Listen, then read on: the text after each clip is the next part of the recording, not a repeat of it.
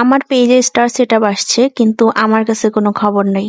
তো কিভাবে কি হলো সেটাই শেয়ার করব। হ্যালো এভরিওয়ান, আসসালামু আলাইকুম। সবাই কেমন আছেন? আশা করি সবাই অনেক বেশি ভালো আছেন।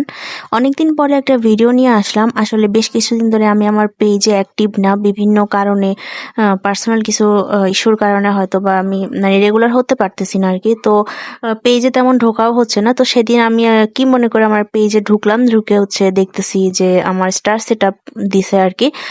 তো আমি বিষয়টা নিয়ে একটু অবাকই হচ্ছিলাম যে মানে স্টার সেটআপ চলে আসলো হঠাৎ করে। আমার কোনো মানে এটা নিয়ে কোনো মানে আইডিয়াই ছিল না যে মানে স্টার সেটআপ কিভাবে আসে বা মানে আদৌ আমার আসবে কিনা। তো যাই হোক, তো সেটাই আজকে আপনাদের সাথে শেয়ার করব যে কিভাবে কি হলো।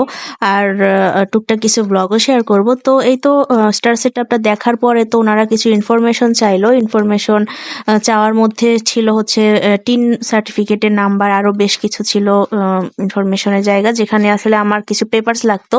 তো এই তো আমি পেপারসটা আসলে রেডি করব। তো সন্ধ্যার সময় বাইরে গিয়েছিলাম, আরো কিছু কাজ ছিল। তো জুতার দোকানে গিয়েছিলাম, জুতা কিনবো মানে বেসিক্যালি জুতা ঠিক করতে গিয়েছিলাম সেখানে আর কি। এই জুতাগুলো আমার পছন্দ হয়ে গিয়েছিল। তো ভাবলাম যে আচ্ছা ঠিক আছে, একটু ট্রায়াল দেওয়া যাক। আসলে জুতার প্রতি আমার একটা ফ্যাসিনেশন আছে, দেখলেই কিনতে মন চায়। তো যাই হোক, অবশেষে একজোড়া জুতা নিয়ে নিলাম। আসলে জুতাটা প্রয়োজন, যেহেতু রেগুলারই বাইরে যাওয়া হয়। তো যাই হোক, এখানে জুতা কিনে তারপরে মার্কেট থেকে বের হবো। এদিকে আমার আম্মু তো ছোট একটা বাচ্চার সাথে মানে দুষ্টুমি করা শুরু করে দিয়েছিল। বাচ্চাটা মাশাআল্লাহ অনেক কিউট ছিল। তো যাই হোক, সবকিছু শেষ করে এখানে আমরা চলে আসলাম কম্পিউটারের দোকানে। আমার যে টিন সার্টিফিকেটের জন্য একটা মানে টিন নাম্বারটার জন্য আর কি একটা সার্টিফিকেটের প্রয়োজন ছিল। তো সেখানে আর কি মানে টিন সার্টিফিকেটটা দরকার। তো টিন সার্টিফিকেটটা বানানোর জন্য এখানে চলে আসলাম। তো এই তো আমার টিন সার্টিফিকেটটা বের হয়ে গিয়েছে, এটা দিয়ে আমি সেট আপ করে ফেলবো। আসলে আমরা যারা নতুন কাজ করি তাদের জন্য পেজের একটা যে কোনো কিছুই কিন্তু আমাদের জন্য অনেক খুশির।